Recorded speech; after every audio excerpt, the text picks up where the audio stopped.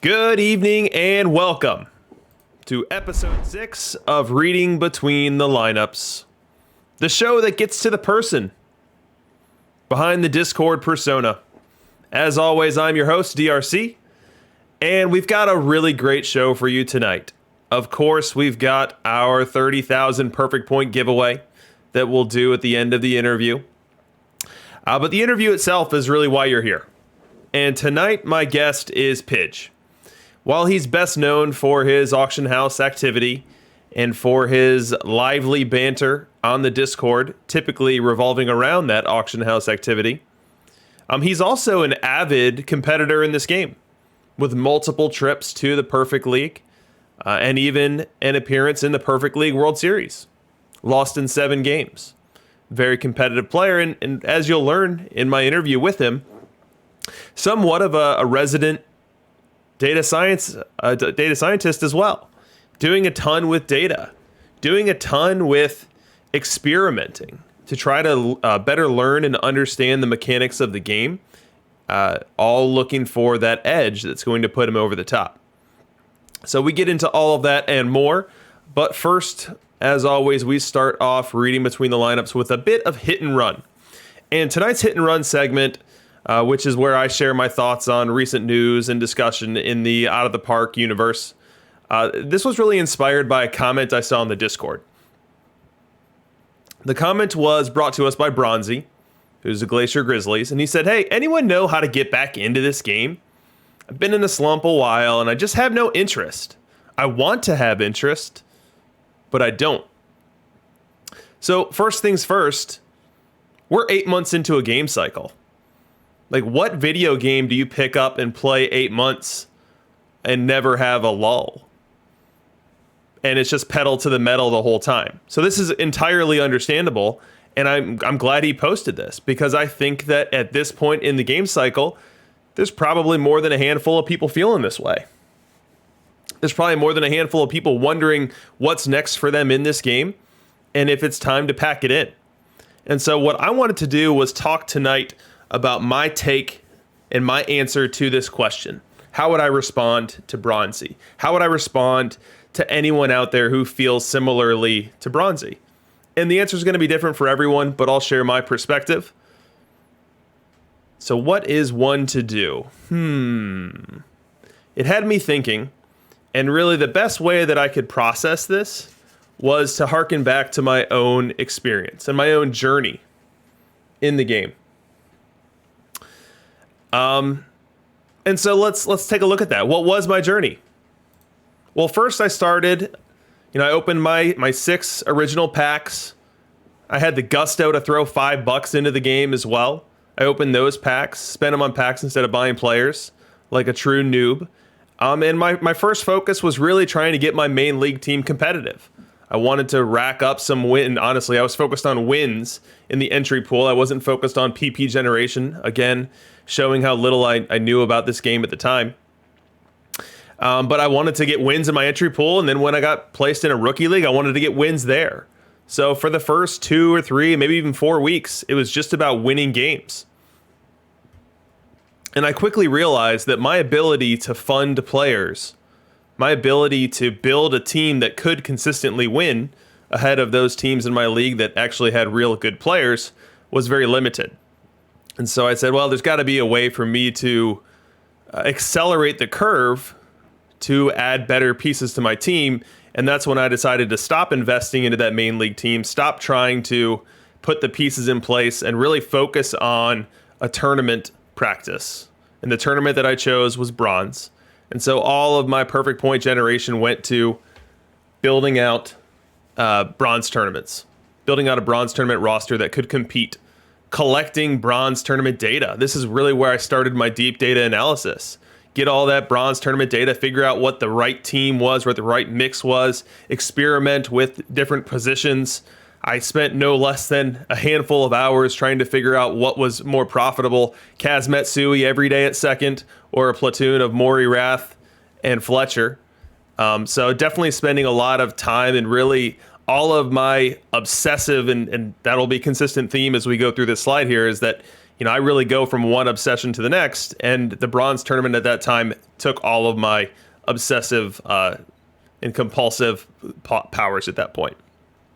From there, I got a good bronze tournament team going, and then I discovered that there was another way to juice my game economy, and that was flipping cards in the auction house. It started with silver lives. It then morphed into just opportunistic flipping. It morphed into whenever I saw someone on the Discord saying, hey, I want to sell this card. I'm flexible on price. Hey, I really need to move this. I've got something else I want to buy.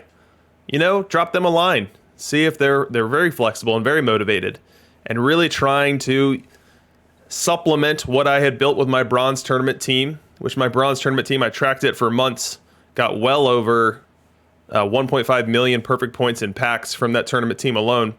And then really redirected that energy while I continue to spam bronze tourneys in the background, redirected that energy to auction house flipping. I would wager that I might be one of the league leaders in live silver flips. I would put my number of Jonathan Loasiga, or however you pronounce that name, I would put my number of Loasiga flips or Loasiga sales up against anyone else. And then from there, I moved into silver tourneys. I said, all right, bronze was fun. I've now got an auction house engine going, fueling me that way. Maybe I can improve on my bronze tournament win rate and go to silver, which I quickly found out was not the case. So I jumped in there. I wrestled with Wait Till Next Year.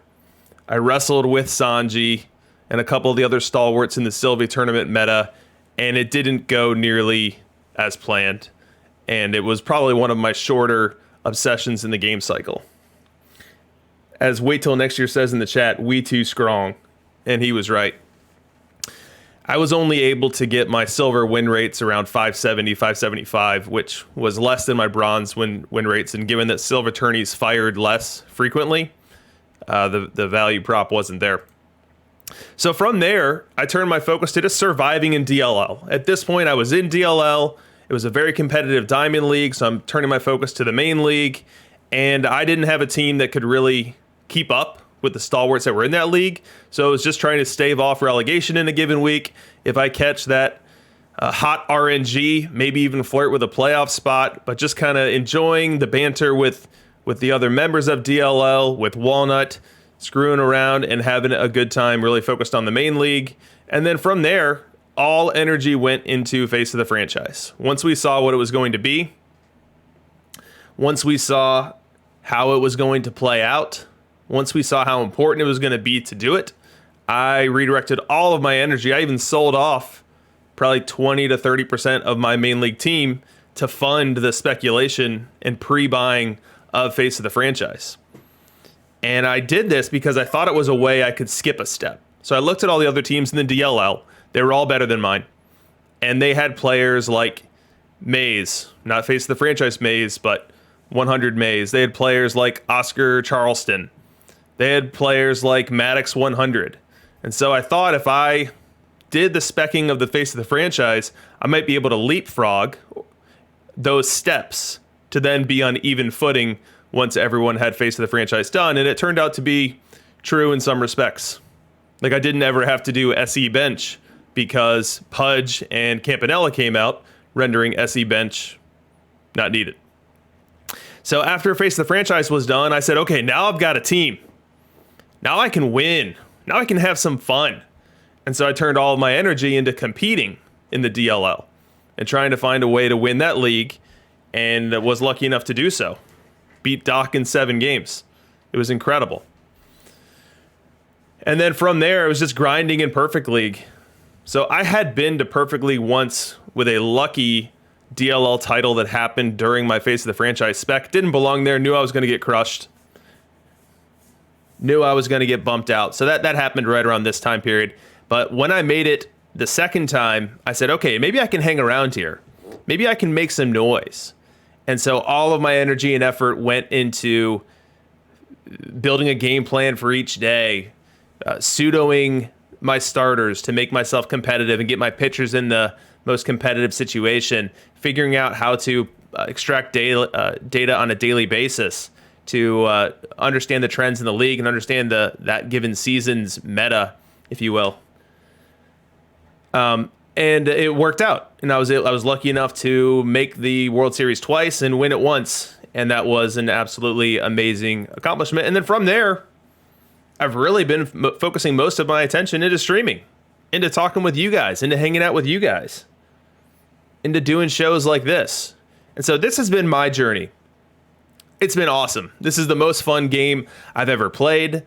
This is the most rewarding community I've ever been a part of.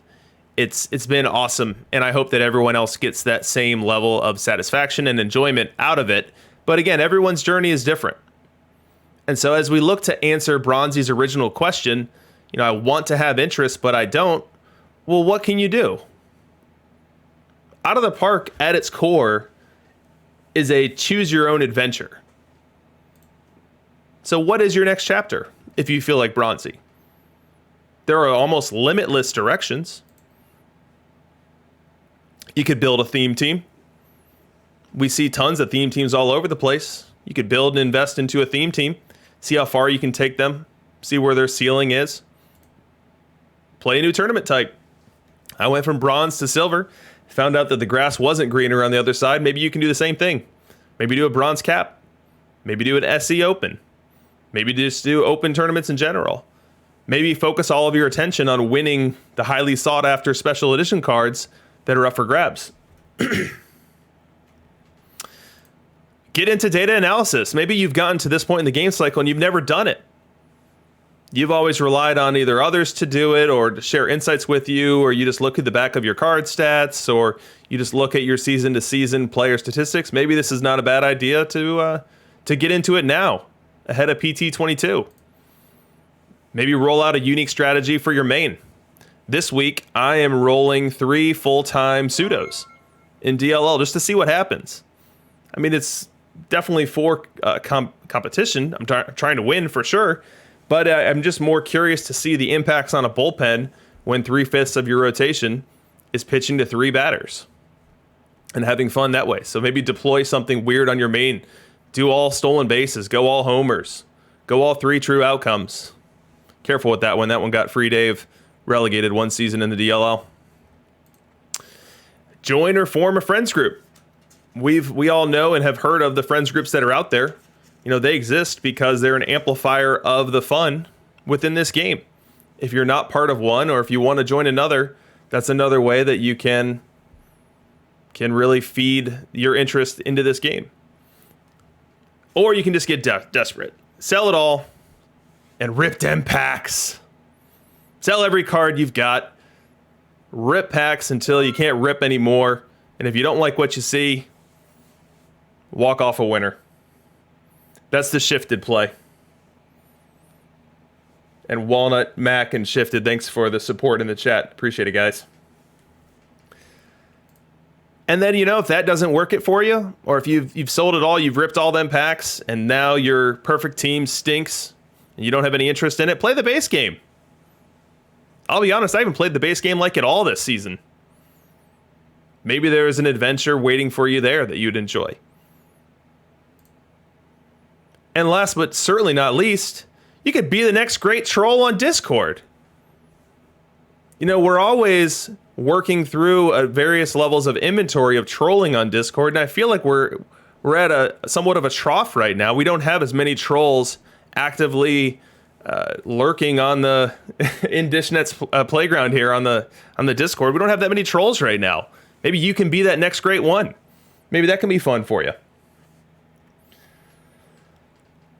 At the end of the day, though, just don't forget to have fun. And if you do all this, or if none of this sounds interesting, then maybe you truly are at the end of your line with this game. And that's fine. You've been here for 8 long months. PT22 is around the corner. If you see this discussion point, you see all these bullets here, and you still just don't have it, walk away. Go play Among Us. Play Overwatch. And then hopefully we'll see you back in Perfect Team 22. With that said, and right before we get to Pidge, just a quick reminder on the program schedule. So Thursdays we do This Week in Perfect Team. Excited to do that with Kidneys in a couple days from now. Sundays, we're doing the DLL World Series. So I'm not in the Perfect League anymore, which means, 1, I don't get to broadcast it, and 2, I get to do the DLL World Series instead, which was a ton of fun last week, and 3, I get to go on an hour earlier because that World Series starts sooner. So I get to be done for the night a little earlier, so that's a win for everyone as well. And then on Tuesdays, we have this show that you're watching now, and I will have the announcement of next week's guest at the end of this stream. All right, guys, I will be right back with Mr. Pidge.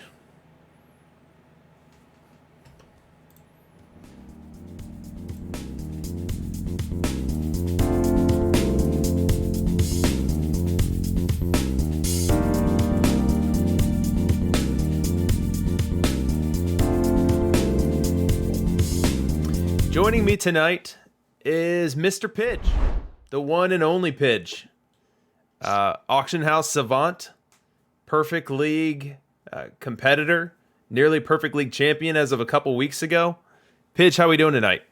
Doing awesome. Thanks for having me. Yeah, glad to have you. So we'll jump right in and we'll start with some basics. So who is the man, the mystery behind the handle Pidge? Just a guy from Texas, really. Always loved baseball, played a little ball in my day, and had always kind of tried to stay away from this because I knew it would be a time vampire for me. COVID happened, and here I am. Yep, it's certainly been a time vampire for a lot of us. And as far as what you could be wasting your time on, what I shouldn't say wasting, investing your time in, I think that most people as deep as you or I into this game would feel as though it's better than a lot of what could be the competing priorities. So is this your first year on the work? It is. Yeah, I actually came late. I joined whatever 2027 is, so mid-May, I think. Mm-hmm.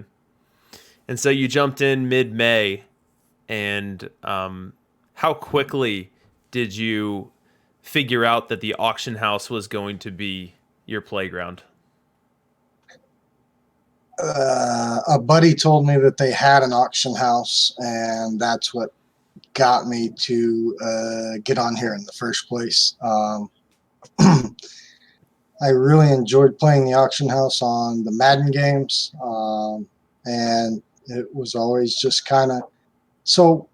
For me, I like having some background noise in my life. So when I have things to do, having a background noise is actually really beneficial for me. And auction houses are a really good way to kind of occupy yourself without being able or being unable to do what you're supposed to be doing at the same time. Right. So kind of that passive interest, which isn't ever going to steal you away for hours on end, but at any given moment when you want to just get a quick hit of dopamine or a quick interest follow-up, it's there and ready for you. Right. Absolutely. Yeah. So what you mentioned Madden, and I'm guessing that's Madden Ultimate Team that we're talking about here. But besides Madden, what other real-life or video game experiences do you draw upon when formulating your opinions and or investment strategies? So I don't really think there's a whole lot of IRL or even other in-game auction house or investment strategy things that are really applicable to this one. I think some of the principles are the same, like across all of it, but really, I mean, that's what I operate more off of is just, okay, well, I understand how certain principles work, so they should work here as well. So it's not really anything that I do in another game or in real life. It's how things should be, so I can kind of see how it should be on the game as well. Do you actively play the stock market as well? Oh, IRL? absolutely. Yeah. Um, yeah, absolutely. An options guy. I mean, I'll mess around with anything, but options are fun. Options are awesome. So I spend way too much time messing with that. For sure. For sure. That's what I was kind of getting towards. I figured that someone who gravitated towards that modality of out of the park had to have had that itch scratched in some other form or fashion. So whether that was going really deep on MUT or being a huge player of the stock market, I figured there had to be something there. So that doesn't surprise me too much. Yeah, you're spot on there. Yeah. So, in looking at how you've used the auction house this year, what is your single favorite play that you've done, and why? Ooh. Um, so we were actually in the chat where we were all kind of talking about how we were going to approach this FOTF. And, I thought there were a lot of good ideas bandied around that group.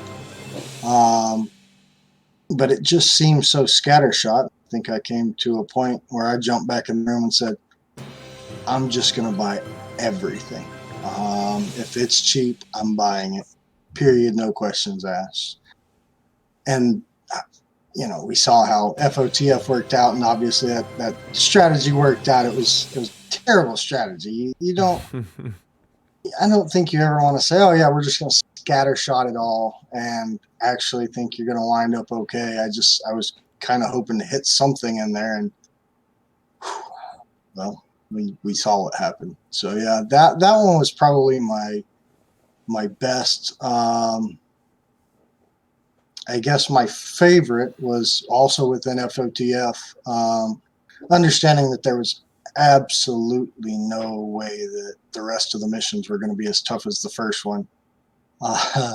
So we definitely did some investing in that first series, I guess, or first release of the FOTFs, and those definitely worked out about as we expected. Now, I did brick Marlins and Diamondbacks, Tampa Golds, things like that, because I didn't think anything would rival what KC and really San Diego, those two would, and I was very wrong about that, but got my claws into those fairly early, so that was nice.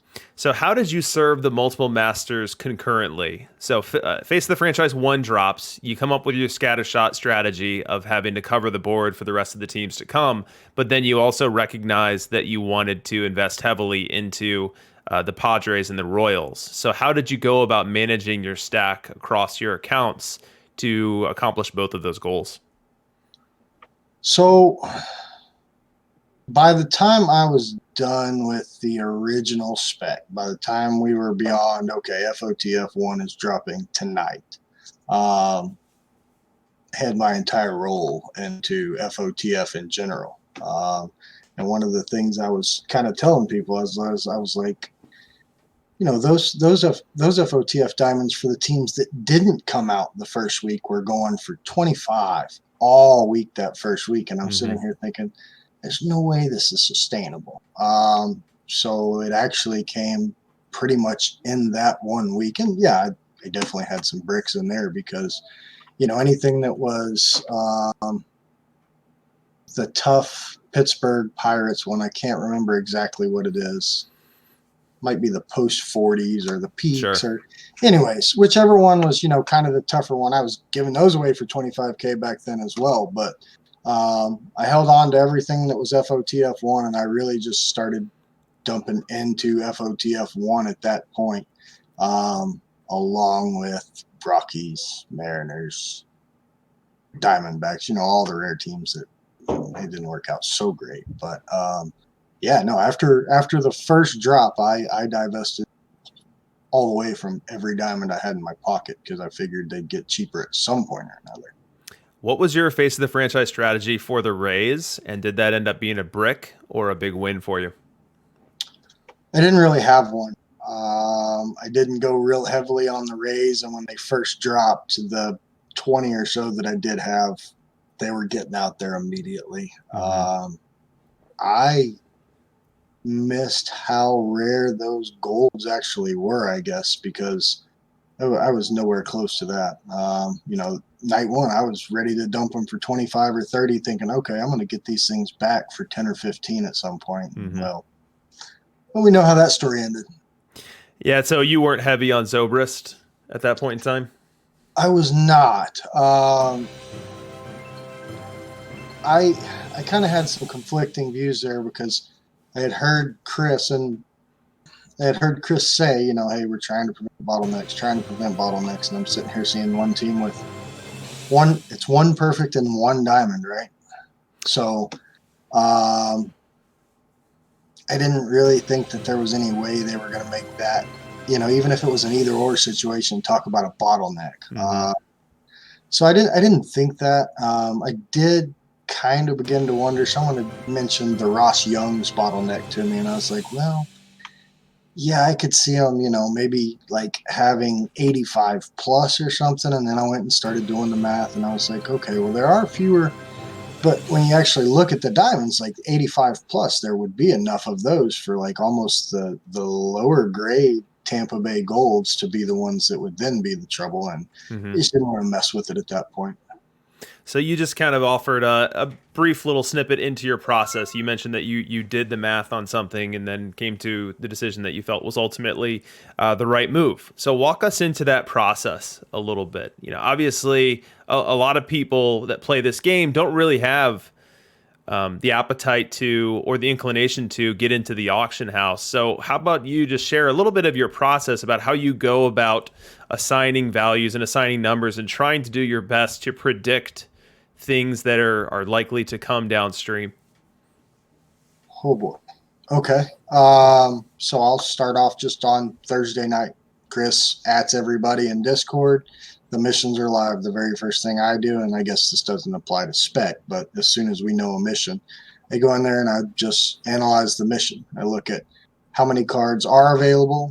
Shout out to the kidney sheet, because at that time, that's all we had to know exactly how many of each cards we had in every location. We had to do a little bit of legwork on our end to make sure that we could determine, the rate values and things like that. But by and large, using that sheet to determine how many of each section of those missions that were going to need to happen, and how many cards for each of those sections there were, and then, as dumb as it sounds, using the drop rates, the stated drop rates in the packs on how prevalently you expected them to be in the game.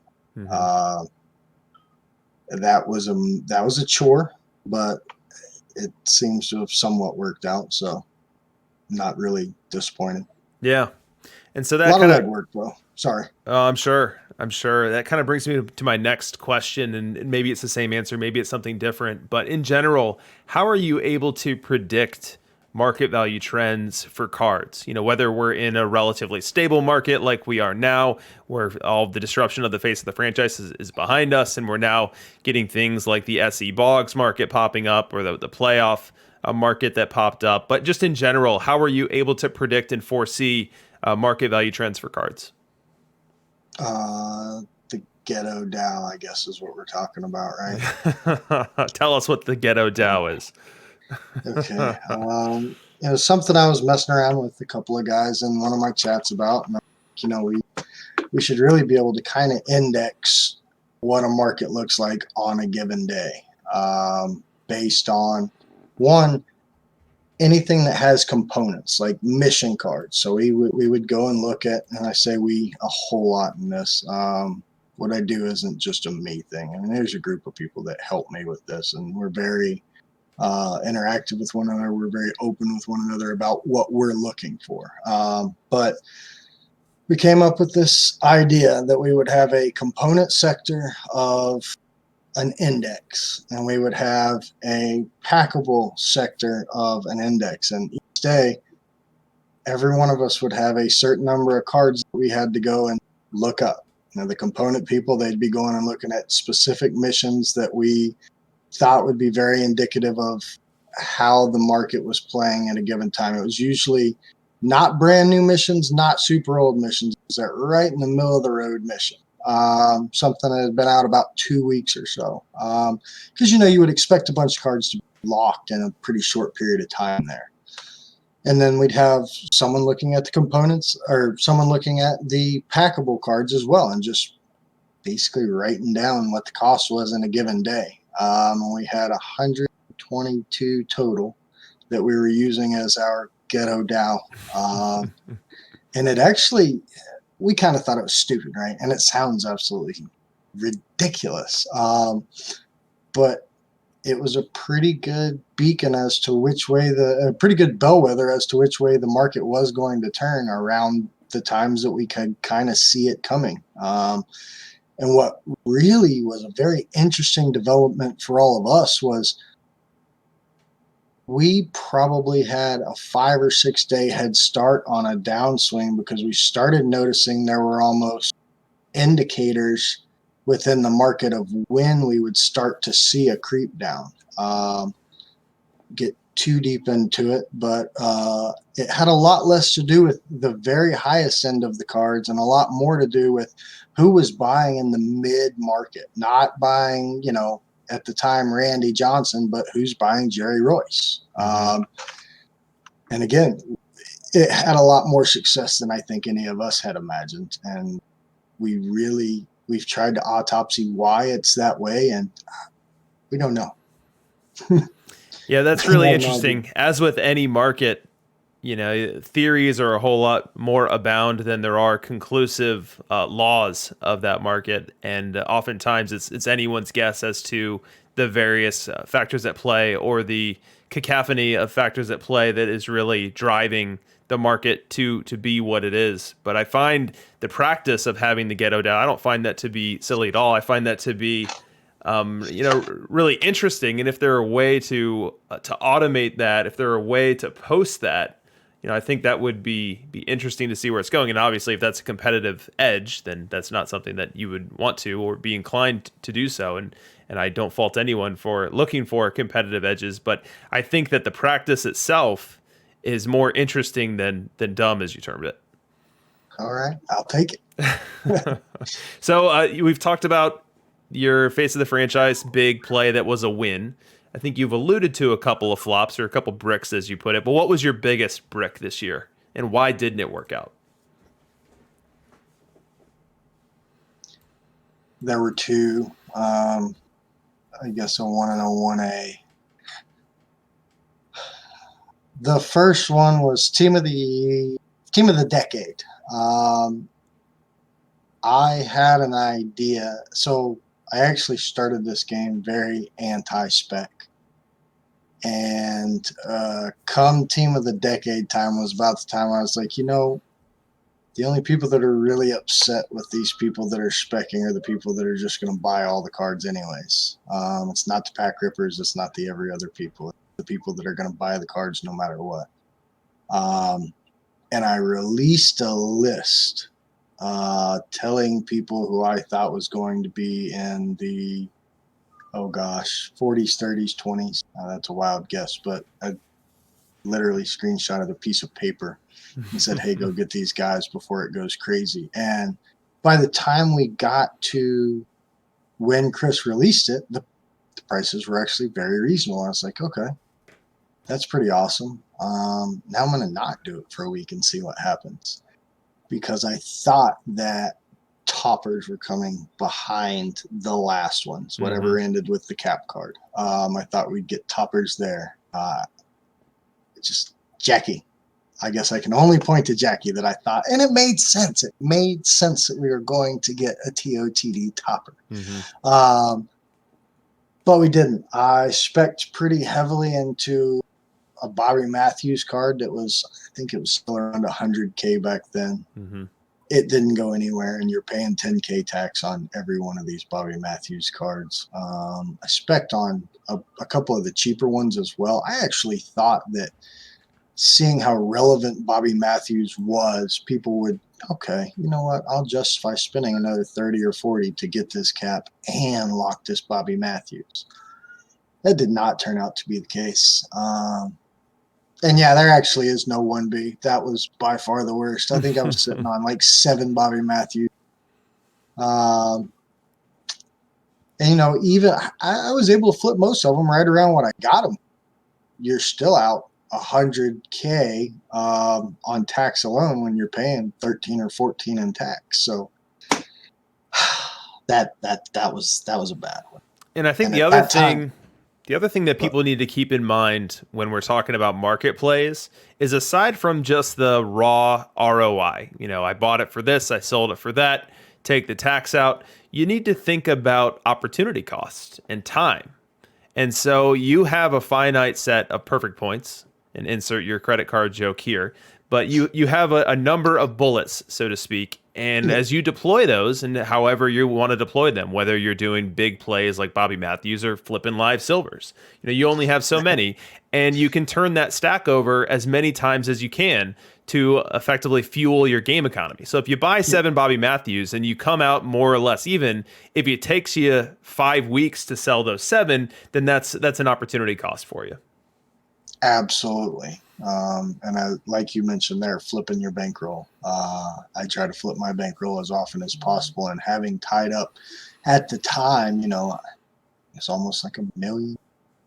It was a little over 100. It was a lot. And tying it up over that much time for a guy that had tried to flip his bankroll daily. And back then, we're talking, I might have had 1.3, 1.4 million PP. So 2/3 of my stack is at least tied up into these Bobby Matthews. So yeah, no, that was certainly painful. And like you said, time value of PP, I guess. Not being able to flip that for that, week and a half's time, that really negatively impacted my stack going forward. Absolutely. So what were some of the smaller plays that you did during this game cycle? Just plays that maybe didn't have that much fanfare, weren't a lot of things that people were doing, maybe didn't even generate tons and tons of raw PP on a single transactional perspective, but maybe were more of volume plays. Golds on missions that came out immediately. If you're buying, I know it sounds crazy, but Thursday's the best day to buy. You wait until everyone goes in and gets all of their pack rewards from doing those missions and just rips those suckers open, and you just watch the undercut game happen. And again, you've got that at that point, you've got that time to where you can kind of determine, okay, this is going to be a little less plentiful than, and usually it was higher end golds. I don't know why higher golds, but it usually was. It was higher numbered golds, and just walking in and picking off everything that went below a certain number. And once, there were a couple of times, and I talked about it openly in the chat. I would throw bait cards out there on Thursday night, knowing that 15 or 16 people would try to get under it, and my card would never be bought. I don't understand the chase on Thursday, the race. I guess it's to get more packs to then turn around and get more packs.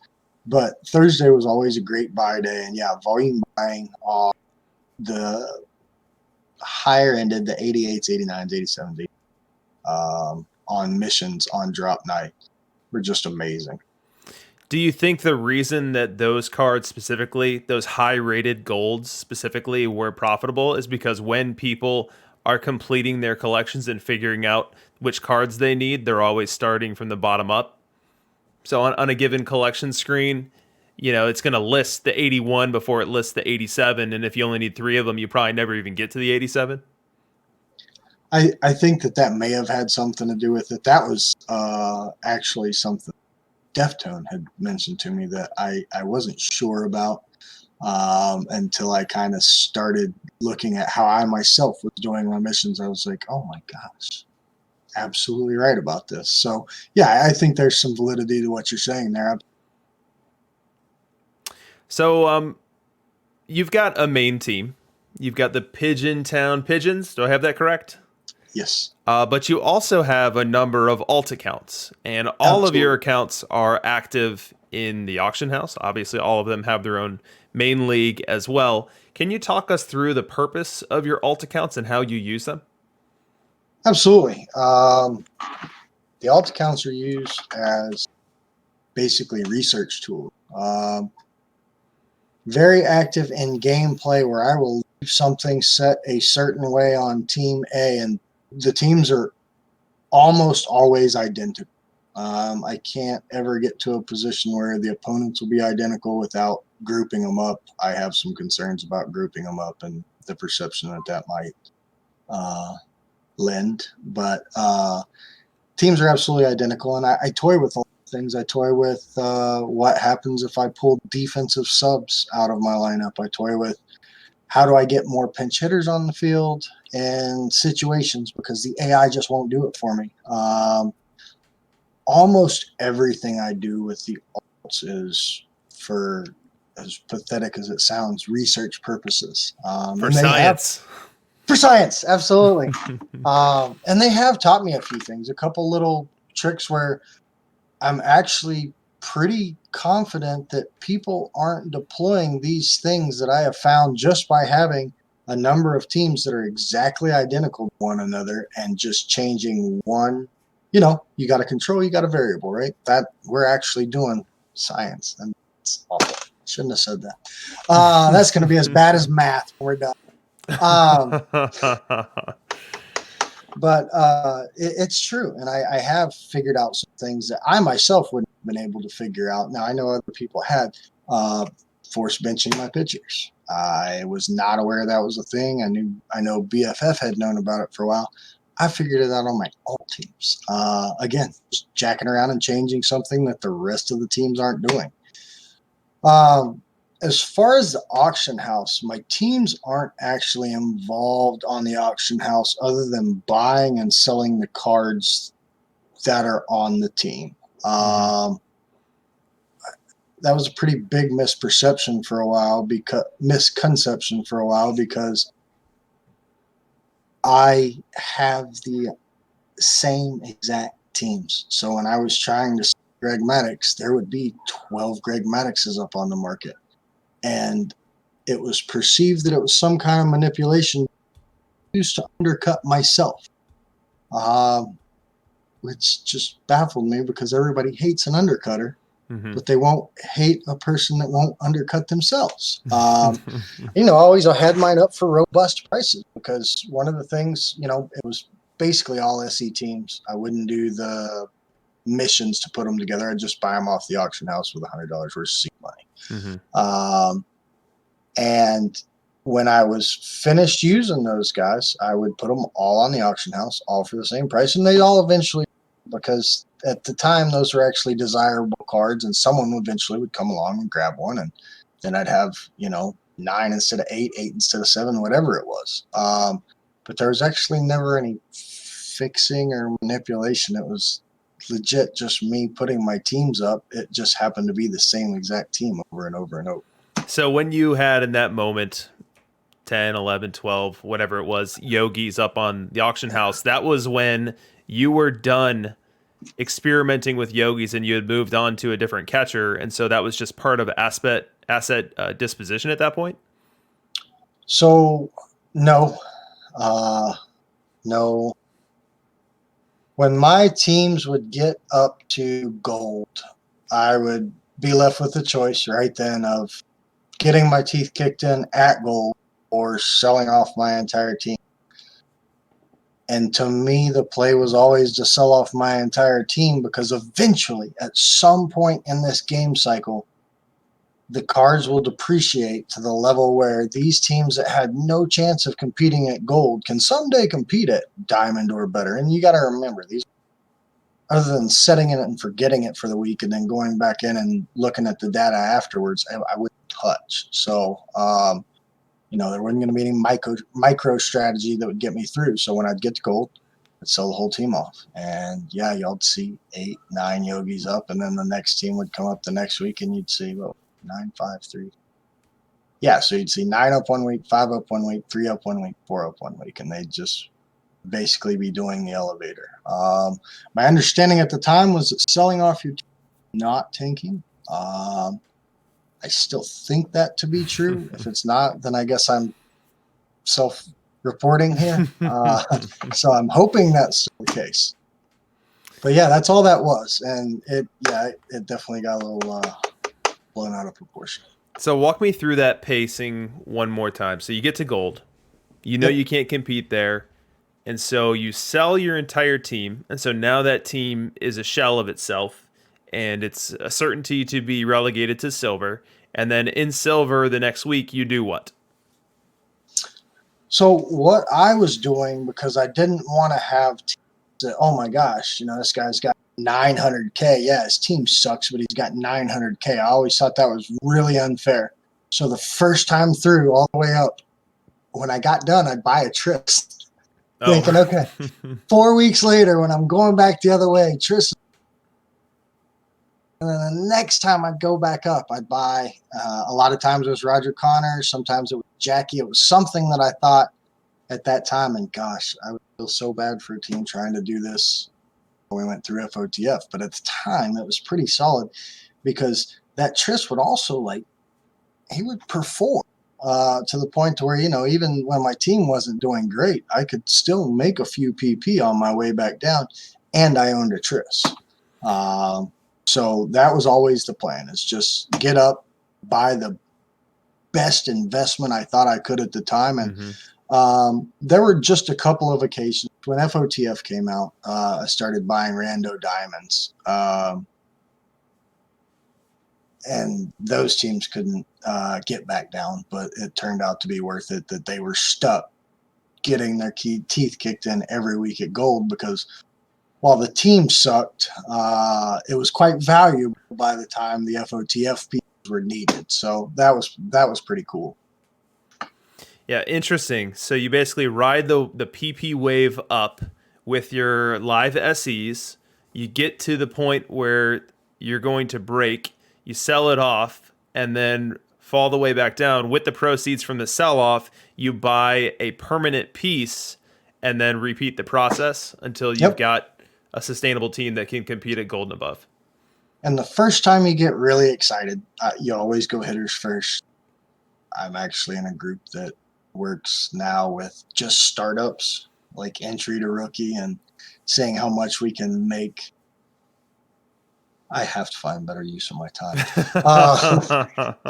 But they think now you can do pitching. I still think hitting's the way to go. And, you'd get really excited because you'd get to a point to where no matter what, you couldn't get back down below iron, because you'd have a Tris, you'd have King Kelly. That's one I forgot. Oh, awesome. Tris, King Kelly, you got your Roger Connor, you got guys that you think are going to be in-game pieces for you. And yeah, you get to a point where, okay, I can't get back down to where I want to unless I sell these guys off. I don't want to do that yet. So let me go ahead and try to throw the cheapest pieces together. And that's when teams went from being lab rats as to strategy. What do I do with my sliders? To lab rats with actual statistics. I've messed around with the editor, but being able to put different pieces in there and seeing, like you guys talk about the bird, the trident, all that good stuff, being able to see that play out again on teams that are actually as identical as humanly possible, except for a few guys here and there. And it was actually a helpful experience. I think for the money and the fun, there's no better investment than buying. You're helping the game. You're actually helping the game economy. You're helping bring some money into the games, make the game better for next year. There's a whole lot of positives to having multiple licenses. I guess there's a certain crowd that isn't a big fan of the whole bunch of license thing, but I play this game to have fun. I hope they play this game to have fun, and if there's something that they can do to have more fun, then I'm all for them doing. Yeah, and I think that makes sense. And I think that there was just a great mystery around what it is you were doing with all of these alts. What sequence of events could lead someone to have 10 Yogis or 10 Greg Maddox SEs up on the auction house. And when you see something that is so foreign or so strange, I think the inclination is to think that something might be afoot. And I think now that you've walked through your process here and really your ethos to managing those alt teams, I do think it's at least cleared up for me some. Sweet. Okay. So you mentioned healthy game economy as one of the benefits of buying additional licenses. In your opinion, in general, what are the key characteristics of a healthy game macro economy, and what would need to be done to sustain that throughout the game cycle? Oh, big two-parter there.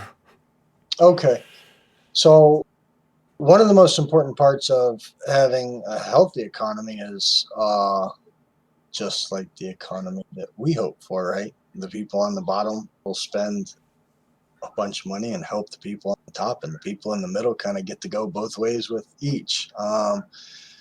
Healthy economy is always going to have like some of those people nipping at lesser desirable cards than just what the whales want, and that's kind of where we are today, right? Is everyone wants just the whale cards. It's people are tripping over themselves to help people in roster strategy and advice, hoping that someone will buy their 40K cherry run. uh, a healthy economy is going to have component pieces have some kind of value for the rippers. The rippers, I don't think it's a secret. That is our economy. Our game goes as the rippers go. And there are a number of people outside of the rippers, but really everything starts with the rippers, because flippers, people that flip cards, they only exist because the rippers don't want to list cards. Even if there wasn't a 50 limit, they would not want to sit there all night and list and list and list and list and relist and relist and relist and relist. So that's where the flippers come in and say, hey, these rippers are putting these cards up super cheap. I'm just going to go buy them so they can get more cards back up so they can flip back into the economy. So I think that having cards that the rippers want is very important. I think that having a good mid-game economy is important. And the more licenses that we have that are chasing those 30, 40, 50K cards, those are very important. And new people, new blood in the game, the people that are using live silvers to go put together their Johnny or their Yogi and their Ichiro and their Maddox. Those are all important pieces, because the component pieces are really what helps drive the entire economy. And for your second part question, I think the easiest answer to that, and if there was like one thing that I could beg and pray as I look into my camera here that someone would hear, is please make your SEs part of missions next year. Because if the ending piece of the component piece becomes a component piece, it is very good for your economy. Cards will always be more desirable, and that would really help out everyone. It would help out basically all levels of the people playing the game, and it would help out OOTP, because everyone would be this much closer to finishing something they had to spend some PP on. It would also help out the rippers, because when they're pulling, who is it, 98 Bender, it's not a 20,000 PP card. It's a 50,000 PP card like it used to be, which helps them continue to circulate, continue to, as I call it, cannibalize their packs and put more stuff out into the marketplace for everyone else. Please don't come out day one and say SEs will not be part of any missions. Please. That's all I got. That's all I got. So what you're arguing here, just so that people are clear and they understand, is that, for example, a card like SE Eddie Plank, which was the reward for the Oakland A's live card mission. That's a bad example because he was also the face of the franchise one.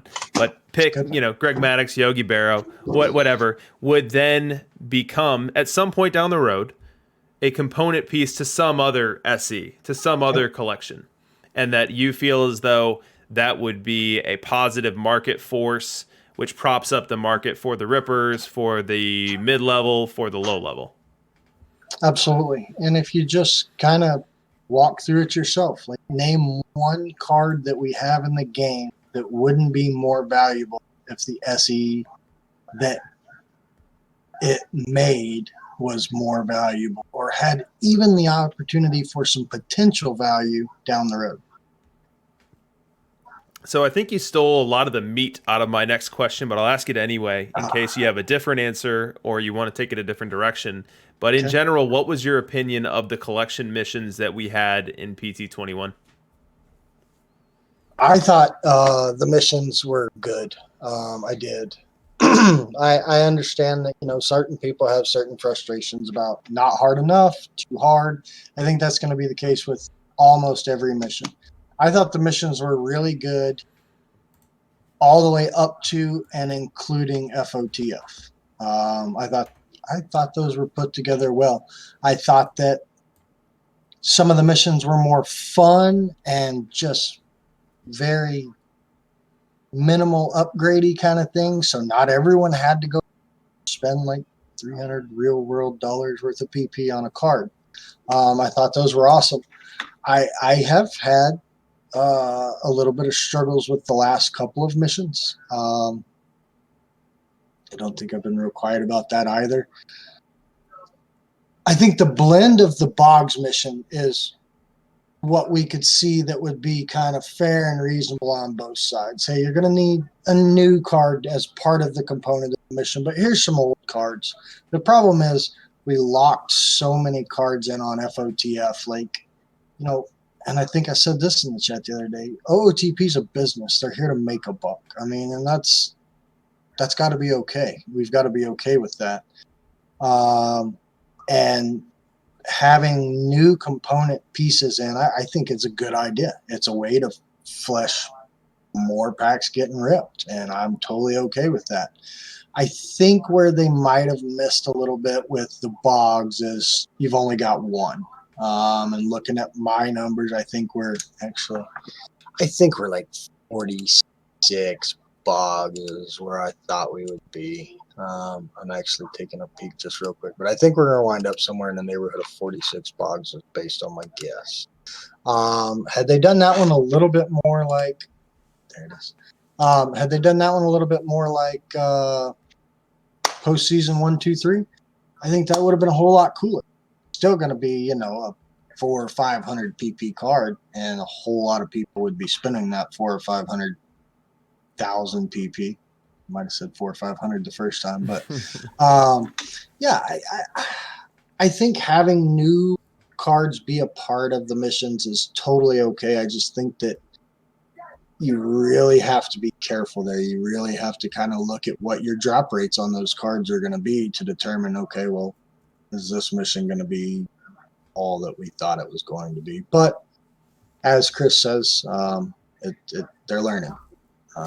So hopefully this will pay dividends in the long run. So to be clear, is your assertion that because the playoff mission was so daunting and because you needed to pull a 99 Boggs and the pull rate on the Boggs is going to be what it's going to be and there won't be as much supply, is your assertion that people are more or less punting on those collections, which is thus not providing the market with the pack ripping, not providing the market with all of the underpinnings which allow it to be a healthier experience, or am I misinterpreting?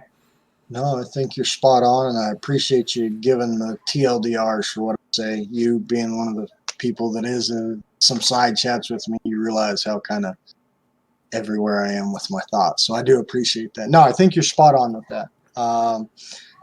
I actually think we saw kind of a phenomenon with postseason 1, I want to say.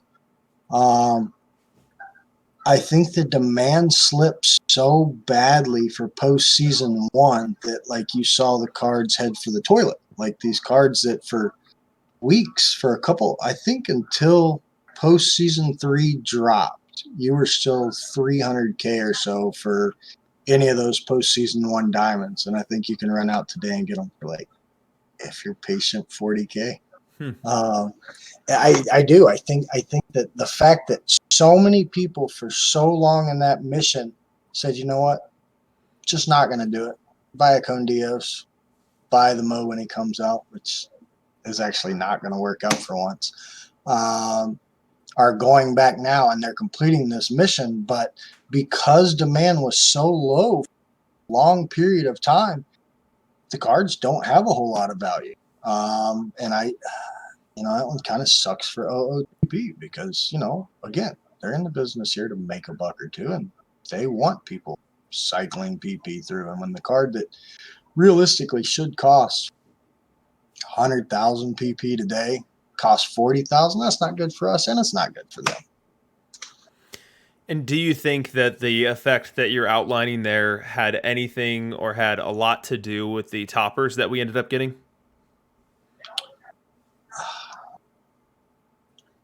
You ask the questions that get me in trouble. Yeah, I do. Short answer, yes. We can move on. Absolutely. I think that the toppers had everything to do with the lack of demand.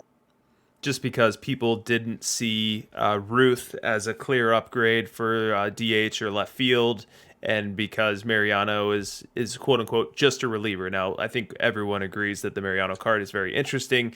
We've seen some data early that is lower than expectations, and maybe that has something to do with his extreme ground ball profile. Maybe there's another explanation, but just because those two players weren't what people might have been expecting. Absolutely. I think when you're asking someone to put in the kind of PP they are into one of these, that juice has to be worth the squeeze. I don't know what the overall cost of FOTF was, but I don't think anyone's going to argue that the juice was absolutely worth the squeeze. The postseason missions for sure. I struggle with that one. I think Mo's definitely a card you can win without. I think I saw one Babe this year in Perfect. So, I guess that tells a bit of the story there.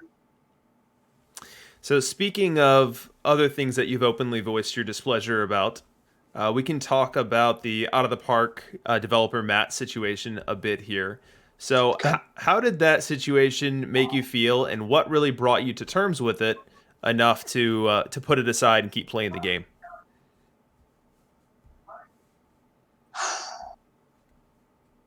Brought me to terms with. I still am totally not cool with it. But I really, really, really like the game. I totally dig the game. I think the game's a blast. I do think that the act was like a isolated event that was, and definitely was. I don't have to say think here. It wasn't on any of their radar, any of the staff's radar that this was going on.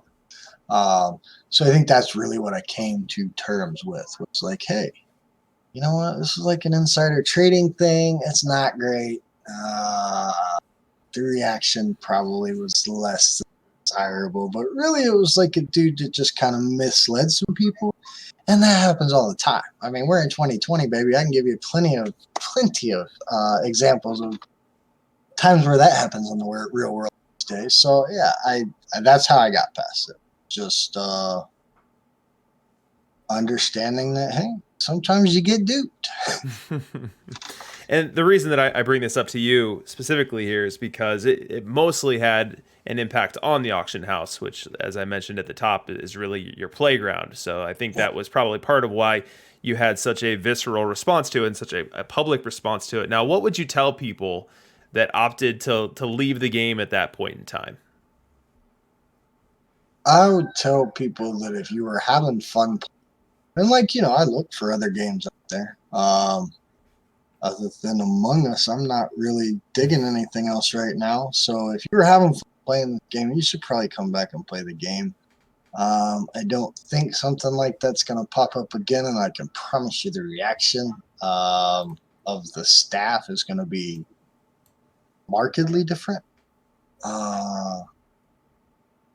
But at the same time, there's certain lines you don't cross, and if that's a certain line for somebody, I understand where you. For me, talking to Rich really made me kind of off on it. Yeah, I don't know. That's a weird one. Like, even after all this time, that I was in Perfect when that happened, playing, and a guy that I didn't get along with giving me a real hard time about not playing and get along. swimmingly now for some strange reason. But yeah, no, that's a tough one. But yeah, come back. The market misses you. We need all the. Oh, that's great. So, switching to a lighter topic here. I've mentioned a couple different times that, some people didn't sign up to play a market sim. They didn't sign up to do anything other than build a cool baseball team. Yep. But I personally, and this is me putting my own editorial comment in here, I personally think that some auction house activity, some auction house speculation, some auction house strategy is required to really build a game economy unless you want to keep going to the credit card. So, what's the best advice that you would give someone who currently does zero of this? No auction house specking, no flipping, no nothing. What's the best advice you could give them to either get them started or to convince them that it needs to be part of their PT22 strategy? Understand what your goal is. Understand what's fun for you. Do you have to play the auction house to be competitive? No. You can be really, really good at tournaments and get all the SE. You can swipe your credit card a whole bunch of times and just buy all the cards that aren't tournament SEs. You could violate the terms of service in a couple different ways and get yourself P. But other than those three options, game all together, the best way to build a team on here is to play the auction house. I get it. Some people didn't sign up for a market game. Great. Did you sign up for a pay to win game? Because if you did, then just swipe the credit card and pay to win. The one argument I don't quite understand, kind of relative to that, and we've discussed it in general a couple of times, is it's not a grind game. I can't grind to get my P up. Well, that's not true. The grind here is the market. There's not solos for you to do that, there's a whole lot of smart people on this game. How many of those smart people would be botting solos tomorrow if this? Mm-hmm. The grind here is the market house. And if that's not your jam for grinds, then I think you're limiting your option how you can be competitive. But if the goal of the game is not to be competitive, it doesn't matter. I mean, and even when you talk about being competitive, we've got 8 different levels. So what would I tell someone? I would, manage your goals. But if you want to be competitive in Perfect League, you got one of 4 choices. One of them's not legal. One of them costs a lot. One of them, you just got to be really, really good and really, really lucky. I just want to throw that in there. But also really, really good. And then, the other one's grind the auction house. Just going to have to do it. That makes sense, and it more or less mirrors my own thoughts on the matter. So changing gears here, aside from being extremely invested and extremely opinionated in the auction house, you also have, believe it or not, there's a baseball management component to this game, and you also have a very successful and competitive main league team. And in fact, we were just talking about that before we recorded here. You happen to win 105 games in this regular season in Perfect League before an unceremonious sweep exit in the playoffs. So where's your head at regarding your main league team and its current state? Keep changing. I think one of the things when you get to Perfect League, I'm gonna put this down real quick. When you get to Perfect League, there are a number of things that you don't really see anywhere else. I guess you see it a little bit in DLL. You probably see it a little bit in DDL. Maybe a couple. I'm sure the BFF League does all of it. Now that I think about it, I'm sure you see it in a few places, but there are so many different strategical deployments. And one thing that I've kind of learned is, so I run lefty cheese 80, 90% of the time. But I'm always willing to pivot if the game looks like there's a different meta. I guess, to use y'all's favorite word. If there's something that I could break into that meta with, I'm certainly open to it. I don't see a whole lot changing for me next week, until they repatch or revert to the original pseudo. If they don't change it up again or change it back to the way pseudoing used to be, nothing will change for me.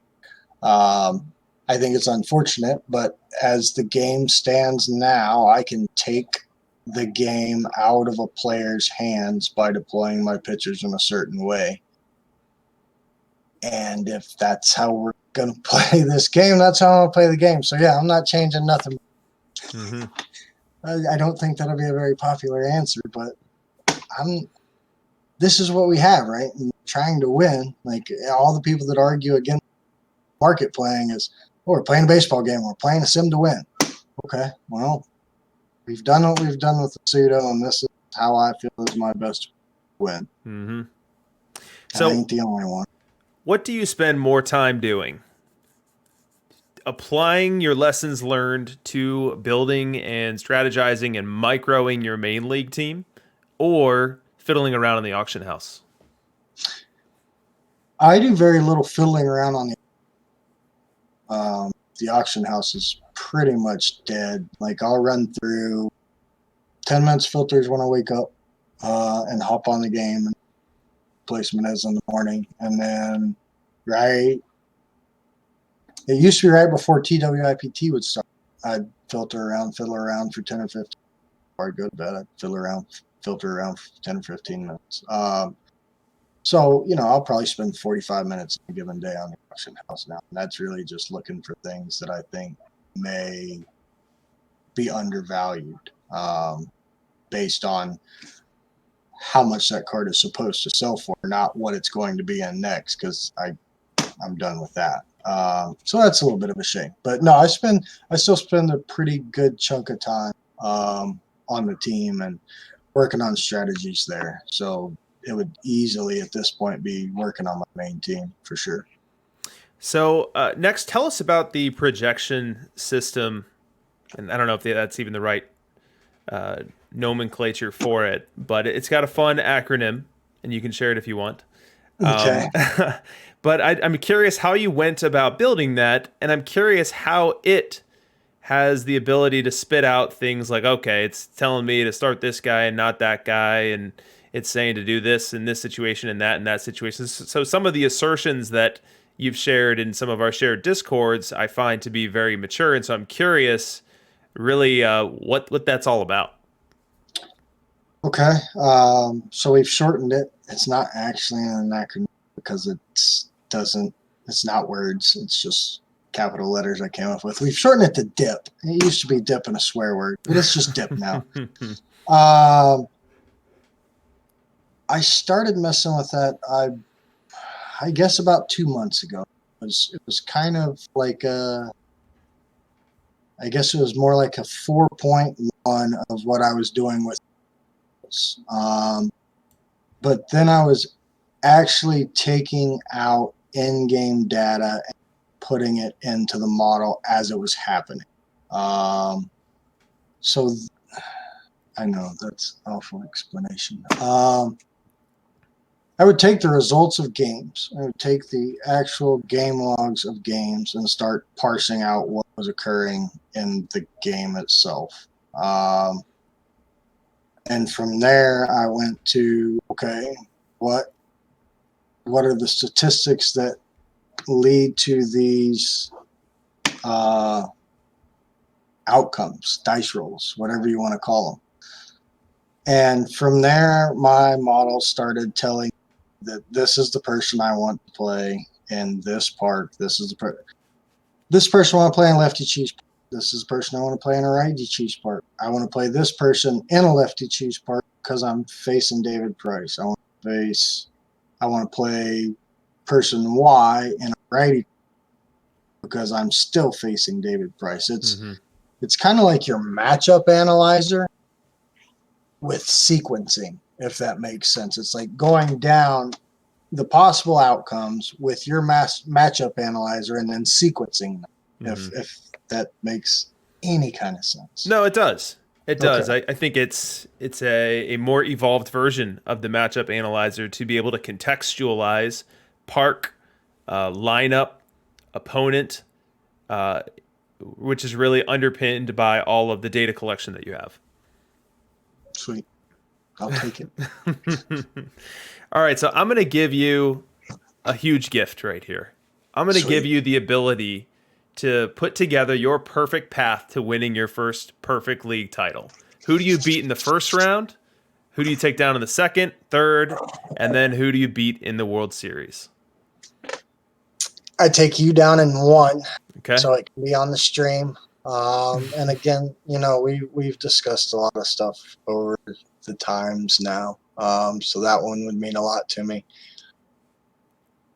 I'd take out High Desert Ace in 2, another super popular member of the Discord community, but a very knowledgeable guy, and for my money, one of the best doing it.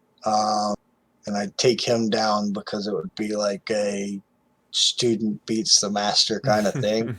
It really, he was super helpful in a lot of this, even helping me start with the model stuff. He was very influential, to say the least. Big decision. This is the World Series now. Think about it. Don't rush this one. Oh, is this the World Series? Right? No, it was me 1 and then HDA in 2. So I'm sorry. Okay. We're just in 3 All right. now. So, that's I either want to beat the pants off of someone I don't care for, or I want to go with T-Chuck. And I'm going to go with T-Chuck because I want to just go ahead and take my boys out at this point. Yep. T-Chuck's got to go, and I was so hoping for what happened today. I would take down API in the World Series. Okay. Yep. That's my dream.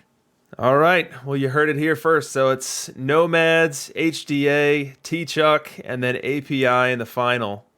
Unfortunately, as far as I know, only one of those folks are in the Perfect League next week. Yeah. So you might have to wait a bit for that. We got some work to do. Yeah. Yeah. We'll get there. We'll get there. Okay. Next question for you. So what would you rather do? What would you prefer? Identifying and executing a brilliant auction house play yielding millions of perfect points, or winning that Perfect League World Series? Millions of perfect points? Millions. We'll put it at 3. 3 million. 3 million. So by next Sunday I can have 3 million perfect points, or I can win the ship next week? Sure. Give me the points. Okay. Give me the points. I feel like long term that's going to put me in a position to have more opportunity. And hey, I'd love to get 1, but I'm already 2, 3, 4. I want to get past Matt. Come on, baby. All We right, got moves to LeBron. make. Okay, LeBron. Let's slow down a second.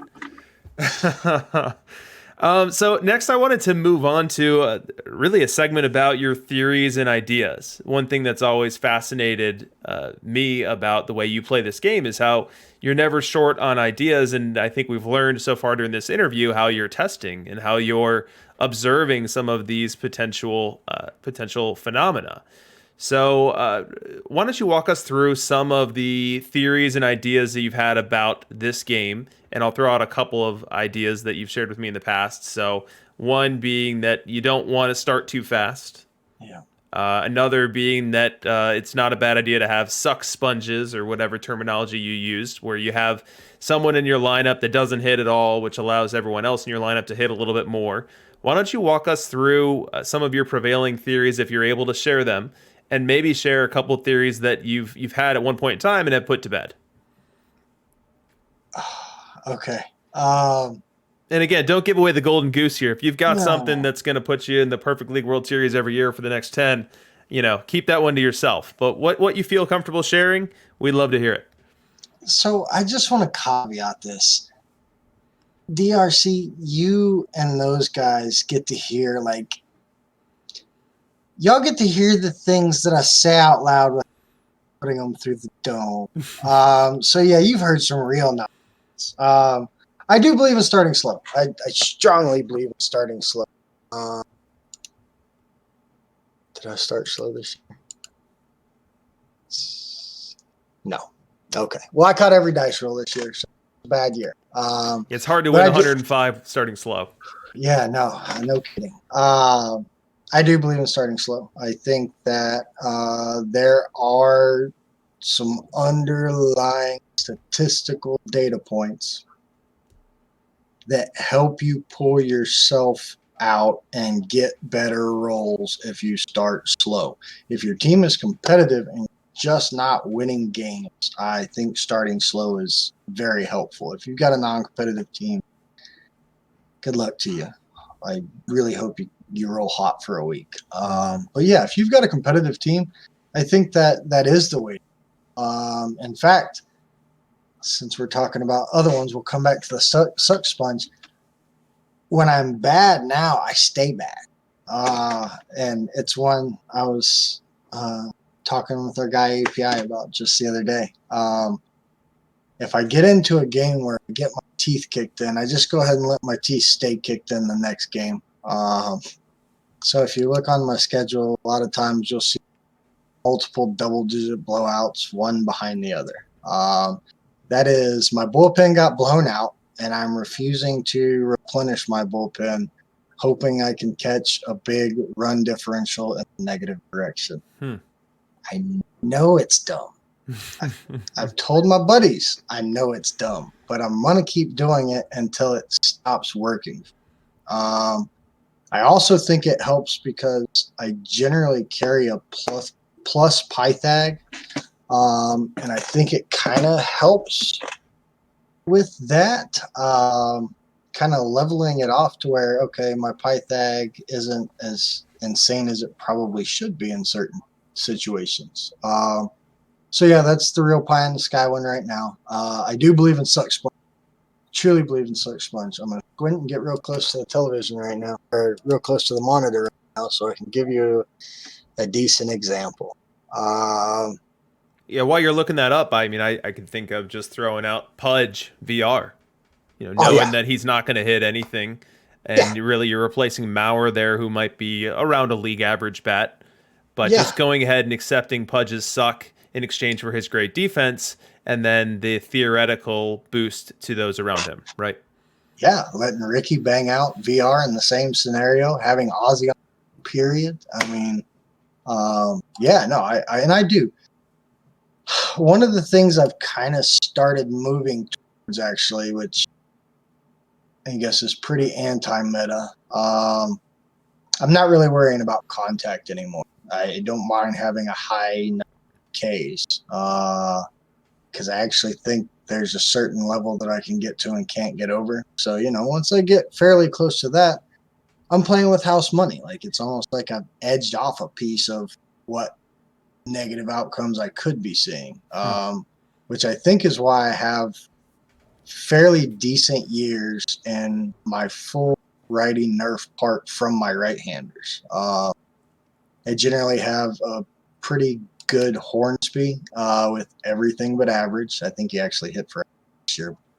I do. I think having suck sponges will help certain players around them.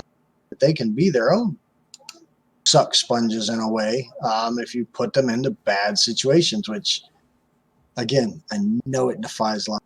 I know it defies reason, but it just seems to work. I don't know. And when you say it just seems to work, are you deeming that working from its influence on your overall win-loss record, or are you deeming it's quote-unquote working because of the surrounding stat lines of those players that get to share a lineup with the sponges? I definitely think it's that the players around them get to share the lineup with the sponge. And I also think it's a result of not having to rely on bats to win games. I don't rely on my bats to win games, but I actually tend to do like not disgustingly awful from an offensive perspective when it's all said and done at the end of the year. It's not just the D war, although that plays a pretty significant role into it. Yeah. Very interesting. And I'm sure we'll hear more and more about the theories and the potential going forward. And you'll oftentimes share those in the Discord, and that's really the next thing I wanted to talk about. So oftentimes you bring your ideas, your thoughts, sometimes in long form prose to the Discord.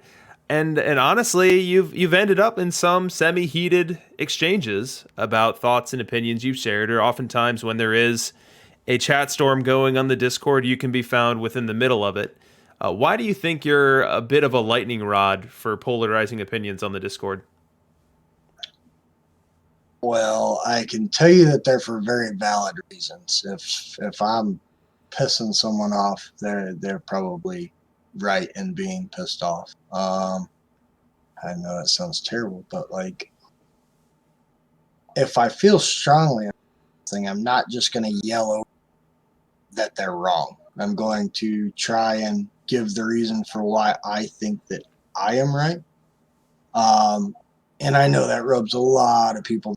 And that's not just a Discord thing. That's not a video game thing. That's everything in life. The last thing anyone wants to hear is why freaking know-it-all thinks that he knows it all, believes that he's right. I could also do a much better job of what other people have to say rather than just, like you said, long form, writing a novel in Discord about why this is what it is. This is right. I'm not even going to argue that you're wrong. I'm just arguing that I'm right. And I think that level of dismissiveness is also, it works against me with people in the Discord. I mean, I don't want people not to like me. It just kind of happens because that's who I am. So when you do share your thoughts, and I totally believe your last answer, I think that's absolutely the spirit of your commentary, is you just want to defend your assertions. You want to convey what you feel you've discovered in this or that. But could you just share a little bit more about where you're coming from when you do share your thoughts, and really the spirit upon which you bring that level of communication, and really honestly the investment to the Discord? You know, if someone just didn't care, you know, they'd meet some resistance on the Discord and then close it and walk away. You don't do that. Why not? No. Wish I did. It'd be a whole lot cooler if I did, if I just shut up, chirped away. I think it started pretty early on.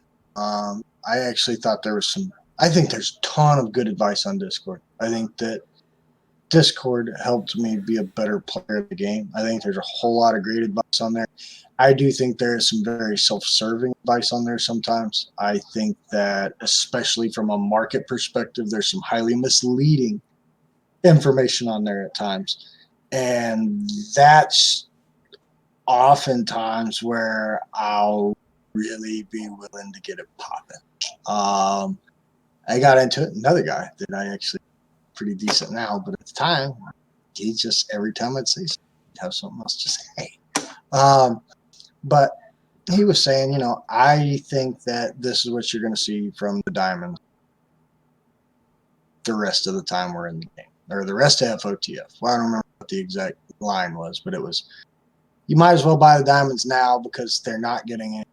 And I went into, like you said, long form prose about how that was a folly, and like, he wanted to argue with me, and I didn't want to argue. I just wanted to continually hammer home my point. And it, you know, that doesn't really go over that real well with people. I don't remember what the original question is. I'm sitting here squawking, but yeah. Yeah, I think what you're getting around at is it's just that you have conviction around Absolutely. your thoughts. You know, you feel as though you have a lot to offer the community, and that your opinions are coming from an informed enough position to be able to offer them. And when you feel as though someone is offering assertions with regards to the market, which is kind of your playground, as an analogy I've overused in this interview, that you feel as though it's kind of your spot to jump in and offer your 2 cents as a counter opinion. You know, I think I'd be doing better in life if I could do my babbling and you could just come in and kind of that babbling. I think that would be lovely because you're doing a great job. Yeah, no, that's pretty spot on. Yeah. So let's shift a bit as we get towards the finale of the interview here and talk about the future. So you've got teams all over the place. We've talked about them over the course of this interview. You've got one in perfect. You made the playoffs this week. You'll be back next looking to win a title there. You've got tons of science experiments living at various levels of the perfect team universe. What are the most important things to you to accomplish before this game cycle's over? Okay. So one of the goals is to spend a little less time on the game, kind of getting ready for 22 and the bear that I expect that to be on my time. For TWIP 100, ripping all of my alts to 0. I'm not going to leave like a NP. I think my goal was to make sure I had 26 on every team, and I mean at that point, if they get reported for 10 and they get ripping them to shreds, I don't care. As long as that doesn't, you know what, I need to ask if that impacts their ability to play in 22. But if it doesn't, yeah, I'm just going to rip shreds after TWIPT 1.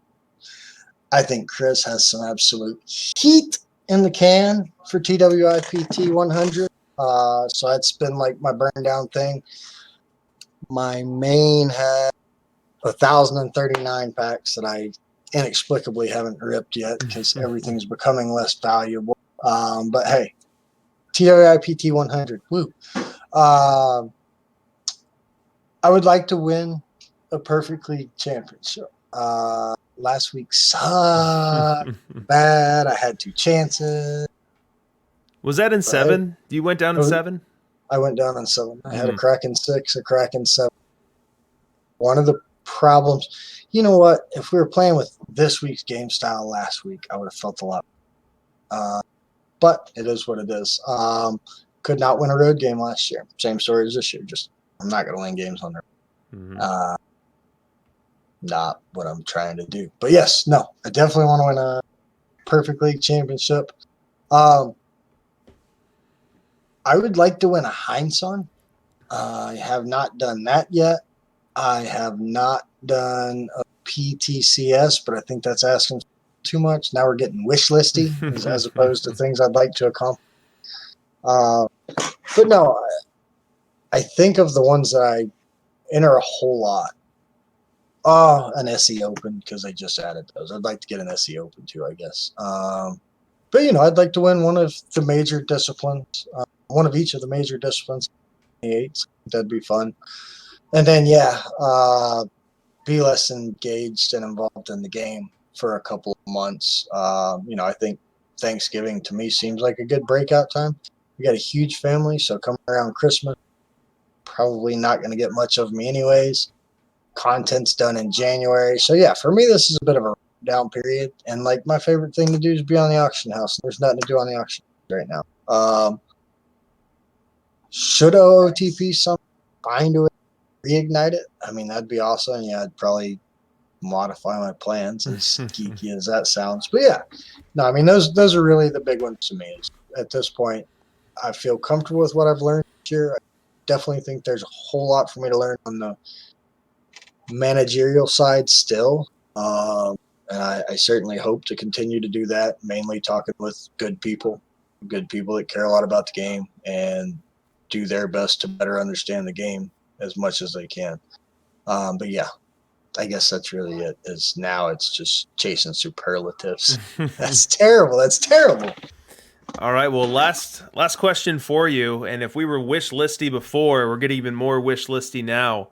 So, what's the one thing above all else that you want to see implemented in PT22? And you've already used the whole use SEs as components for other missions, so don't reuse that one.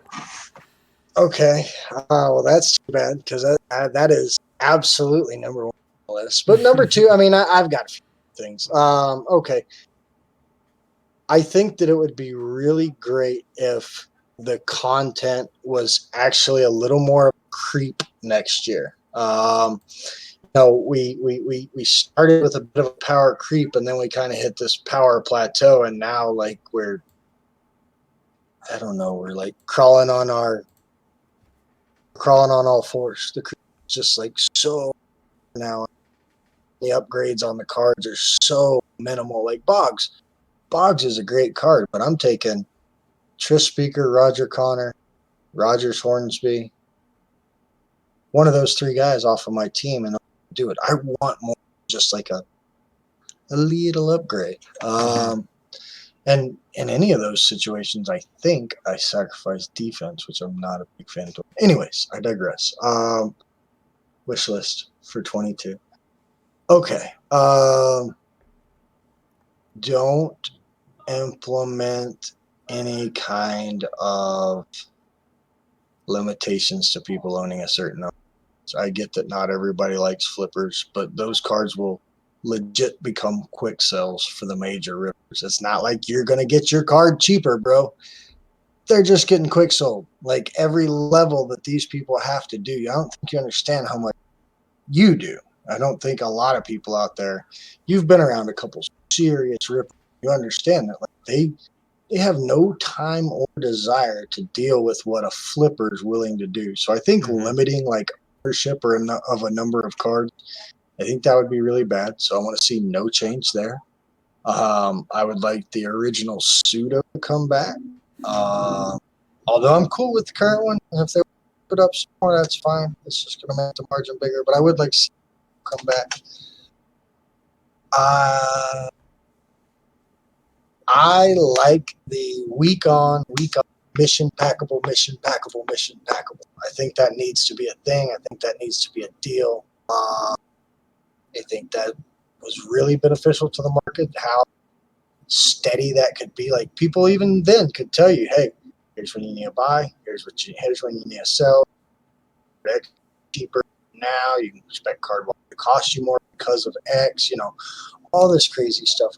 I like the mission and then the pack to follow. That was really awesome.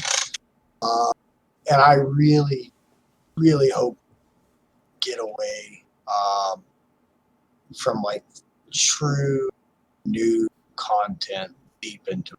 I think that's really difficult. I think they almost pulled it off well with the postseason set. It just got a little key at the very end. It wasn't too bad. Boggs is tough. God, the Boggs is tough. And I want a Boggs. I run a lefty cheese park. But no, I'm sorry. I'm babbling again. The big things for me, really, have SEs be component pieces. I know you told me not to use that. My other answers suck. Please just allow SEs, component pieces, retain some kind of. Please, I beg. Sure. All right. Well, that's Pidge, and that's his interview for reading between the lineups. Any parting words here, Pidge, before we close things down? Congrats to API. Series today. That's awesome. And no, that's all I got. Well, I can echo those sentiments. API is a great guy. Congrats on winning the title. Very well deserved. And with that, conclude our interview with Pidge.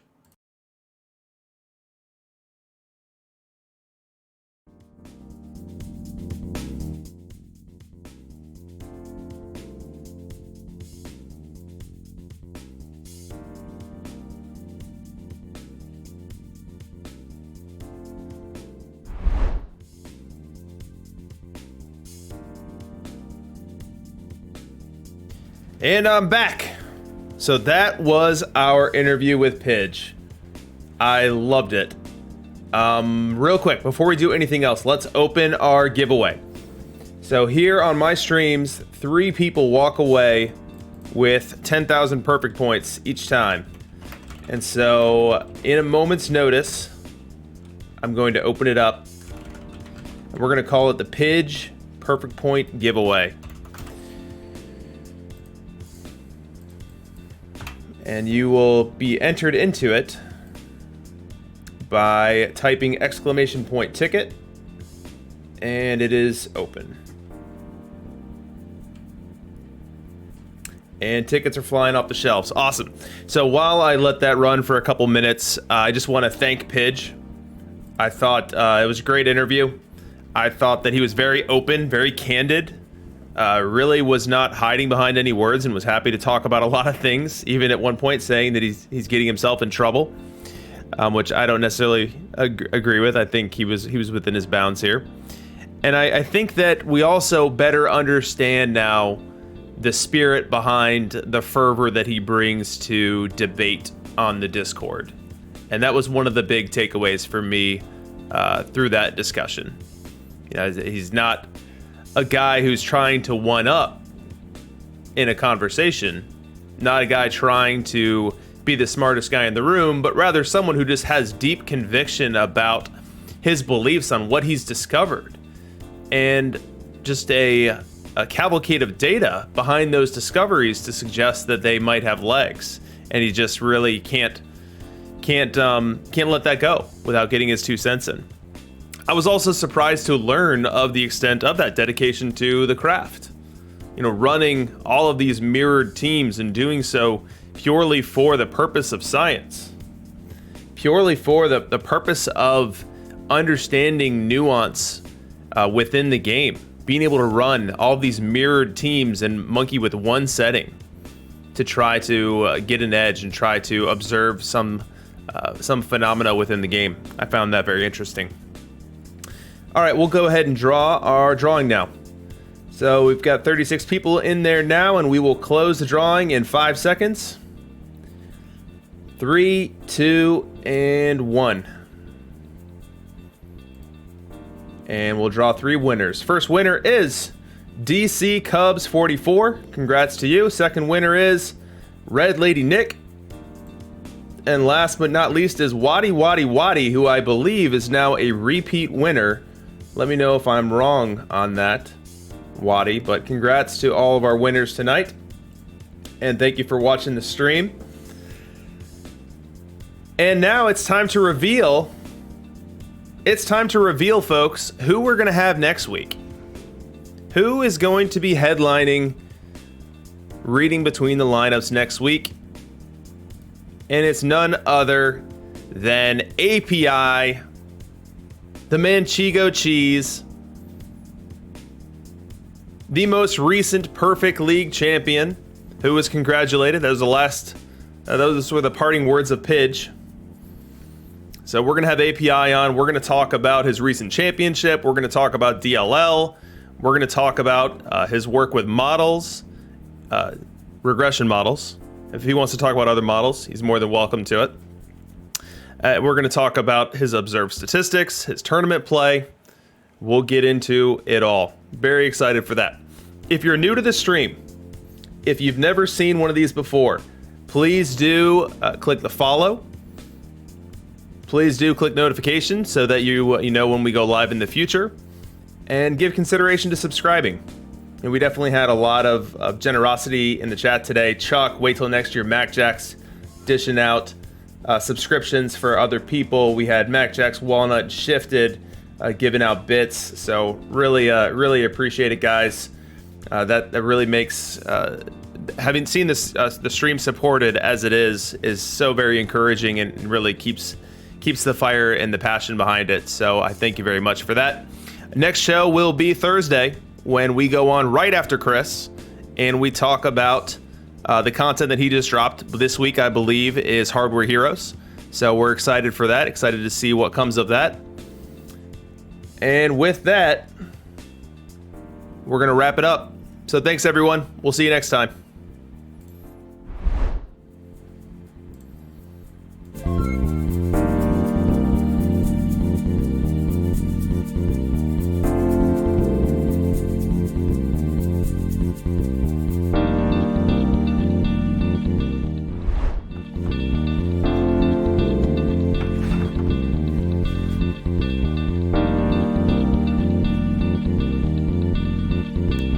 This was the laundry basket that won someone 10,000 points today.